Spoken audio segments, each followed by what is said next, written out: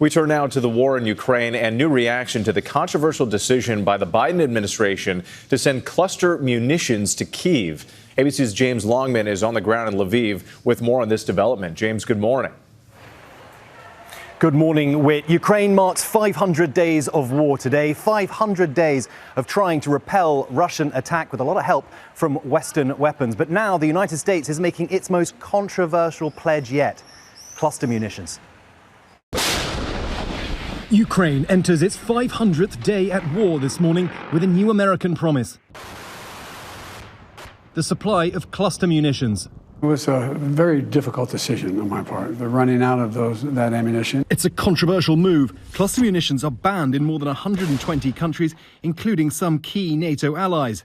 But Ukraine says it wants them to help in its counter-offensive, which is moving slowly. They can be launched by an artillery shell, rocket or drone and explode mid-flight. They then rain down smaller bombs across a wider area. This can cause massive damage, and bomblets that don't explode create minefields on the ground, posing a significant risk to civilians, especially children. The US had previously condemned the use of cluster munitions by Russia, seen here just 6 days into the war. We've seen videos of Russian forces moving exceptionally lethal weaponry into Ukraine, which has no place on the battlefield. But the Pentagon says Ukraine is running low on artillery shells and needs the munitions to help with their ongoing counteroffensive. We recognize that cluster munitions create a risk of civilian harm, but there is also a massive risk of civilian harm if Russian troops and tanks roll over Ukrainian positions and take more Ukrainian territory. Russian officials have responded, calling the decision a sign of desperation. They say it endangers civilians and risks escalation.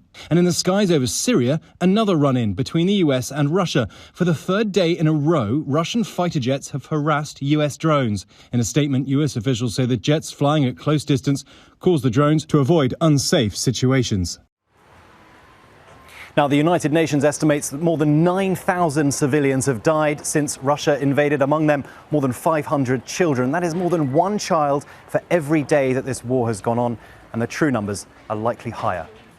Just awful statistics there. All right, James, thank you. Let's bring in ABC's Mary Alice Parks, who joins us now from the White House. Mary Alice, good morning to you. So this decision to give cluster munitions is raising some tough questions for the Biden administration.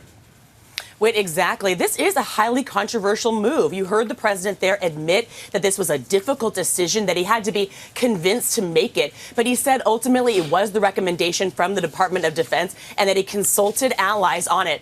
Now, the White House made a few arguments to defend the decision. They said that they do think it is fundamentally different for Ukraine to use these cluster munitions to defend their own civilians and their own soil. They also said that the Ukrainians gave written assurances that they will engage in extensive de-mining efforts after the war ends, and that this is only a temporary solution while the U.S. looks to give them more ammunition with. And Mary Alice, this announcement, of course, comes right before the president leaves to Europe for a NATO summit. What can we expect there? Yeah, he travels tomorrow. And of course, we expect that NATO will look at other ways to support Ukraine, but also debate its own membership. Remember, just this last year, NATO grew. Finland was formally introduced as a new alliance partner in April, meaning that NATO has a new border with Russia. But there's still that question of Sweden. We've heard the president just the past few weeks really pressuring partners to let Sweden in as well. The White House yesterday sounded confident that that's really a question of when, not if, that they will be able to reach a deal. And we do expect some conversation about Ukraine and whether Ukraine at some point should be allowed in NATO as well. But the president said that they're just not there yet. All right, Mary Allison. Hi, everyone. George Stephanopoulos here. Thanks for checking out the ABC News YouTube channel. If you'd like to get more videos, show highlights, and watch live event coverage, click on the right over here to subscribe to our channel. And don't forget to download the ABC News app for breaking news alerts. Thanks for watching.